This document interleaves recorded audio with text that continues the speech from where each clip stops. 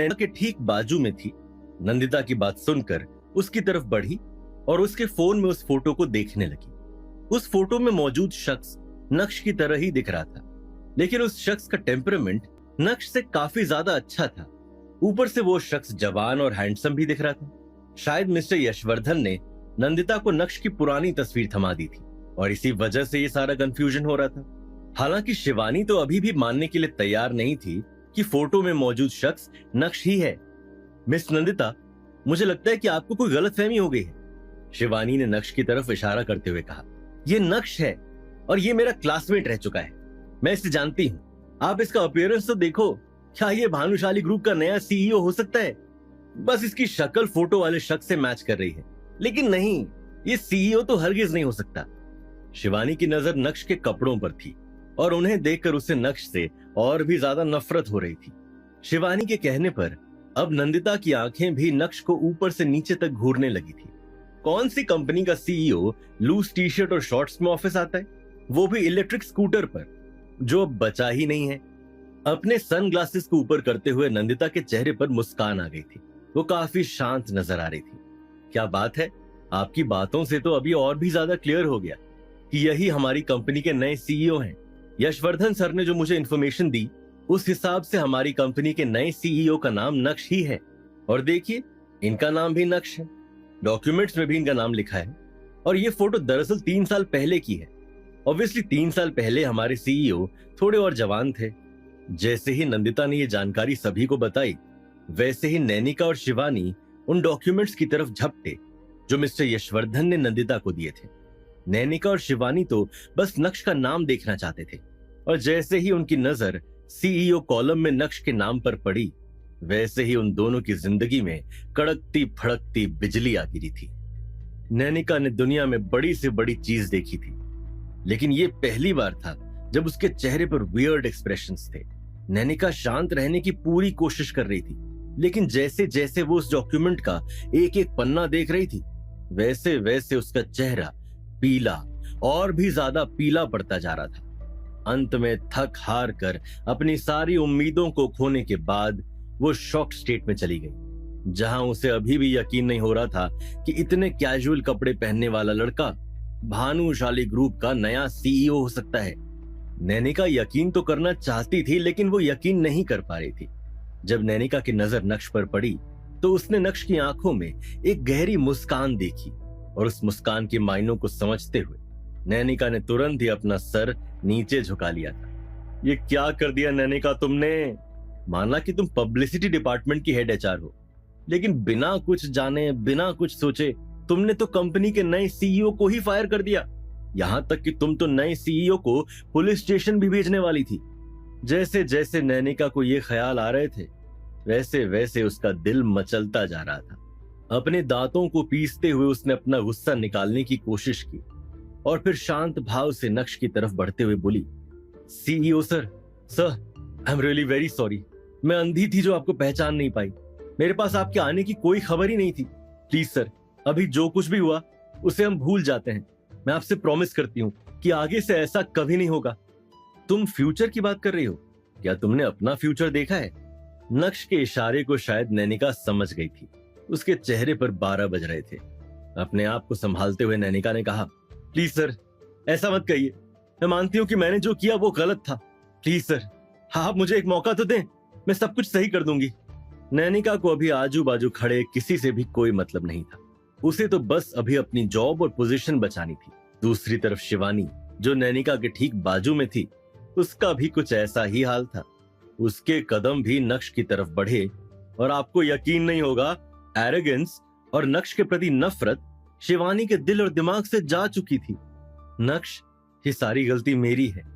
Please तुम इसे दिल पर मत लो, मैं तुमसे माफी मांगती हूँ। जैसे ही शिवानी ने यह कहा, वैसे ही नक्श ने मुस्कुराते हुए उसे देखा।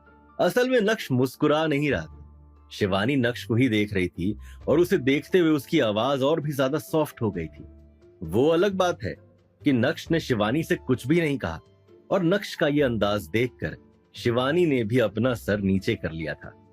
नैनिका और शिवानी दोनों के ही 12 बज गए थे, लेकिन अभी घड़ी में 10:30 ही हुए थे। जब नक्श ने टाइम देखा, तो उसे लगा कि उसने आधा घंटा ऑफिस के बाहर ही बर्बाद कर दिया है। कुछ सोचने के बाद नक्श ने नंदिता की तरफ हाथ हिलाया और विपुल की तरफ इशारा किया, जो मौके से भागने की फिराक में था। नक्श ने कहा, वैसे तो इसे भानुशाली ग्रुप की इमेज की बहुत चिंता है, लेकिन ये इंसान ये भूल गया कि वो जिस पोजीशन पर है वो किसी को फायर नहीं कर सकता है। कोई बात नहीं, मैं इसे फायर कर देता हूँ। He is fired. नक्श ने रजनीकांत की तरह अपना रूप दिखाया और ये रूप देखकर सभी की सांसें अटक गई थी। नंदिता के साथ नक्श के कदम भानुशाली ग्रुप के ऑफिस की तरफ बढ़ने लगे थे। नैनिका और शिवानी भी नक्श के पीछे पीछे बढ़ने लगे। सिर्फ एक विपुल ही था जो पूरी तरह से अकेला रह गया था। इतना अकेला कि अब तो उसके पास जॉब भी नहीं बची थी। उसे यकीन नहीं हो रहा था कि पलक झपकते ही वो ग्राउंड जीरो पर पहुंच गया था। जैसे ही नक्श भानुशाली ग्रुप के ऑफिस के मेन हॉल में पहुंचा, वैसे ही उसके दिल ने राहत की सांस ली। इसमें कोई शक नहीं कि क्यों भानुशाली ग्रुप सिर्फ सूरत का ही नहीं बल्कि पूरे गुजरात में फेमस है। इस कंपनी का ऑरा, इस कंपनी का कल्चर, डेकोरेशंस, इंटीरियर्स, वाह, सब कुछ कमाल का था। जब से नक्श को भानुशाली ग्रुप से बेदखल किया, उसके बाद से नक्श ने कभी भी इस तरह के हाई एंड ऑफिस में कदम नहीं रखा था। इस ऑफिस में सिंप्लिसिटी भी थी और साथ ही साथ रॉयल्टी का फ्लेवर भी।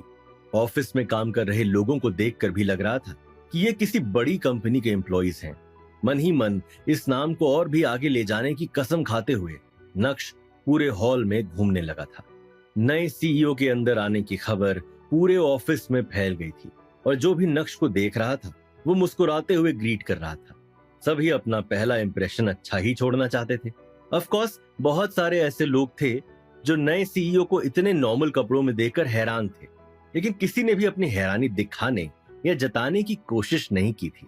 ऑफिस के मेन हॉल के दर्शन करने के बाद अब नक्श लिफ्ट से सीधा 18th फ्लोर की तरफ बढ़ रहा था, जहां सीईओ का कैबिन था। अपने कैबिन में जाने के बाद नक्श ने खिड़की के पर्दे को खोला और अपने कैबिन से ब्रेथ टेकिंग व्यू देखकर उसका दिल और भी ज्यादा खुश हो गया था। सीईओ वाली चेयर पर बैठने के बाद नक्श ने नैनिका और शिवानी की ओर देखा, जो पीछे पीछे उसके कैबिन तक आ गए थे। नक्श ने कहा, क्या तुम दोनों के पास और भी कुछ है बोलने के लिए?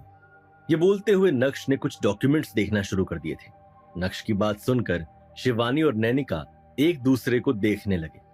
नैनिका ने शिवानी को कंफर्टिंग लुक दिया और 2 कदम नक्श की ओर बढ़ाते हुए बोली, सर आज जो भी कुछ हुआ उसके लिए I am really very sorry. बस वो शिवानी को कॉन्ट्रैक्ट साइन करना है तो वो आप देख लीजिए। नक्श ने अपना चेहरा ऊपर नहीं उठाया, लेकिन उसके चेहरे पर शरारती मुस्कान जरूर आ गई थी। नक्श ने शॉकिंग एक्सप्रेशन लाते हुए कहा, कॉन्ट्रैक्ट साइन करना है? नक्श, क्या तुम भूल गए कि मैं यहाँ कॉन्ट्रैक्ट साइन करने ही आई हूँ? शिवानी ने अपने होंठ दांतों से दबाए और उसके खूबसूरत चेहरे पर एक अननेचुरल स्माइल आ गई। नक्श ने अपना चेहरा ऊपर की ओर उठाया और हाथ में थामे उन डॉक्यूमेंट्स को टेबल पर रख दिया। अपनी लेदर वाली चेयर पर और भी आराम से बैठने के बाद शिवानी और नैनिका की तरफ देखते हुए हंसने लगा। नक्श सिर्फ हंस रहा था, उसके मुंह से शब्द का एक दाना भी बाहर नहीं आया था। जब नैनिका ने नक्श की इस हरकत पर गौर किया तो उसके दिल में कुछ तो होने लगा था। शायद नैनिका को पता चल गया था कि मामला उनके हाथ से फिसलता जा रहा है। तुरंत ही नैनिका बोली, सर ये कैसा रहेगा? आपको मुझे जो भी पनिशमेंट देना है मैं उसे एक्सेप्ट करती हूँ, लेकिन प्लीज आप शिवानी के कॉन्ट्रैक्ट को कैंसिल मत कीजिए। जिन लोगों को इस मैटर के बारे में नहीं पता है उन्हें तो यही लगेगा ना कि मुझे सीईओ को लोगों को बुली करना पसंद है।